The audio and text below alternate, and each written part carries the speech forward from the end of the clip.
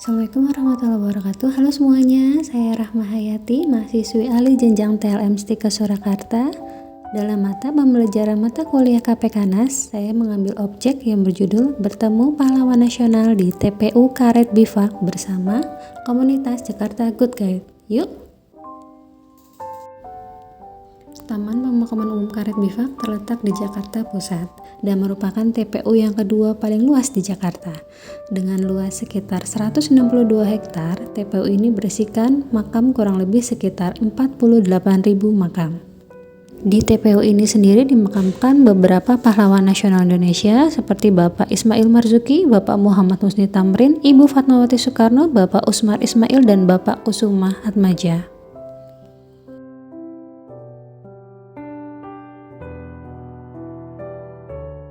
Bapak Ismail Marzuki. Ismail Marzuki adalah seorang komponis besar kenamaan di Indonesia.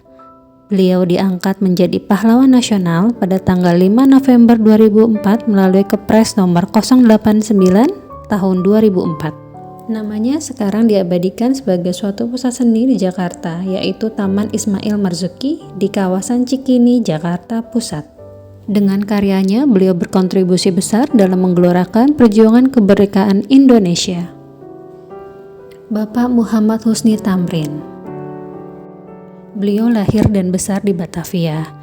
Dianugerahi gelar Pahlawan Nasional Indonesia melalui Kepres nomor 175 tahun 1960. Makamnya sedikit unik dibanding yang lain karena ada tugu berbentuk batu yang memiliki makna bahwa beliau memiliki sikap yang tegas dan keras terhadap penjajahan kolonial Belanda saat itu.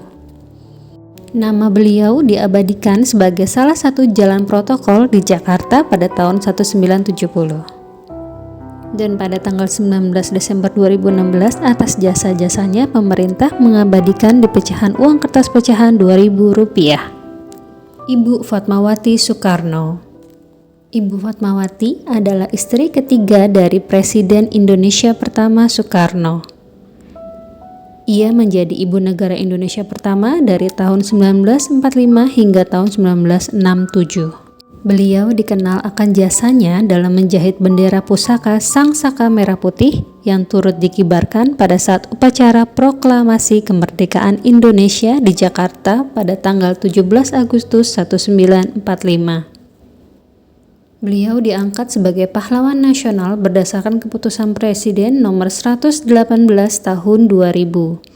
Dimakamkan berdampingan di TPU Karet ini dengan kedua orang tuanya dan juga anaknya Rahmawati Soekarno Putri.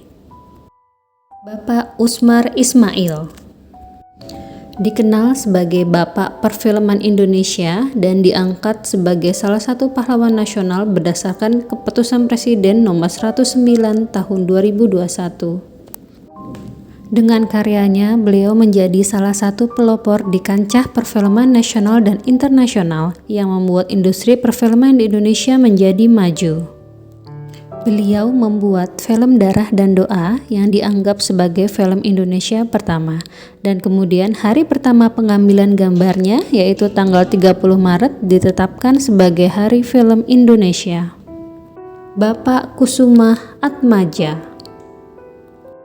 Bapak Kusuma Atmaja adalah salah satu pahlawan Indonesia dan Ketua Mahkamah Agung pertama, tepatnya tanggal 19 Agustus 1945, dan dilantik oleh Presiden Soekarno.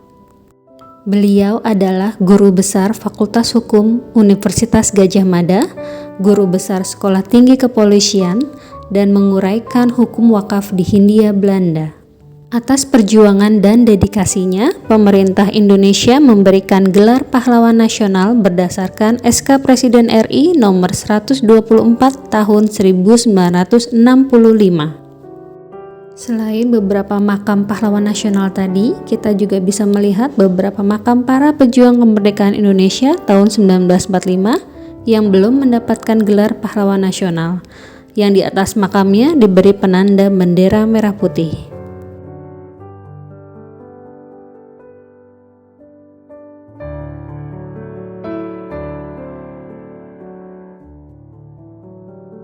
Oke, JGG mulai berdiri dari 2014 yang dimana foundernya itu pertama kali ingin membuat sebuah wisata yang cukup menarik dan juga memfasilitasi untuk orang-orang yang hanya bisa 2 jam, hanya bisa 3 jam untuk namanya berwisata. Dan ketika itu beliau mencoba untuk namanya membuat atau mengadopsi dari sebuah tour yang ada dari luar pertama kali dan coba diaplikasikan di Jakarta.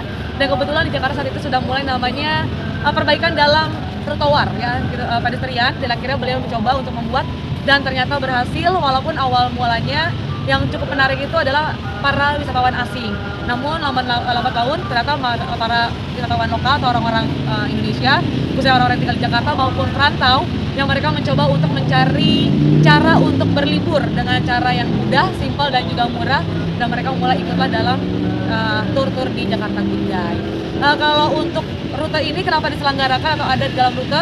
Karena kami ingin mengajak para masyarakat dan khususnya orang-orang yang suka ikutan tur dan juga membuat stigma berubah ya dengan namanya kuburan. Biasanya kalau datang ke kuburan adalah hanya berziarah, kegiatan hanya untuk mengikuti kegiatan pemakaman. Namun ternyata sebenarnya untuk datang ke sini ternyata banyak hal yang bisa dapetin, dan ternyata di TPU Karet ini banyak juga pahlawan-pahlawan yang dimakamkan di sini yang hampir banyak orang tidak mengira kalau mereka dimakamkan di tempat pemakaman umum. Mereka banyak mengira kalau makam-makam dari para pahlawan adalah di Kalibata seperti itu. Kalau untuk nilai-nilai yang bisa diambil di sini, kita ingin memperkenalkan sih sebenarnya siapa sih pahlawan nasional itu dan bagaimana kiprah kerja mereka bisa menjadi pahlawan dan bagaimana mereka mengambil jejak langkah mereka dan bisa diikuti oleh para pengunjung atau para peserta yang ikut, dan berharapnya peserta bisa lebih mengenal lagi, lebih dekat dengan namanya pahlawan-pahlawan nasional. Tidak hanya pahlawan yang memegang senjata ataupun memegang bambu runcing, namun mereka yang berkiprah di dunia profesi mereka masing-masing.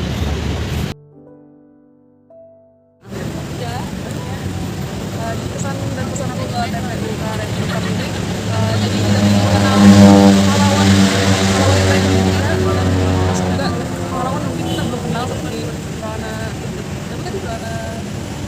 Rohana Kudus.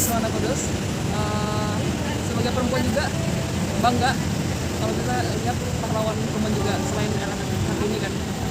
Selain itu yang bisa didapatkan dari sini mungkin jadi lebih bangga terhadap Indonesia kita karena punya pahlawan-pahlawan yang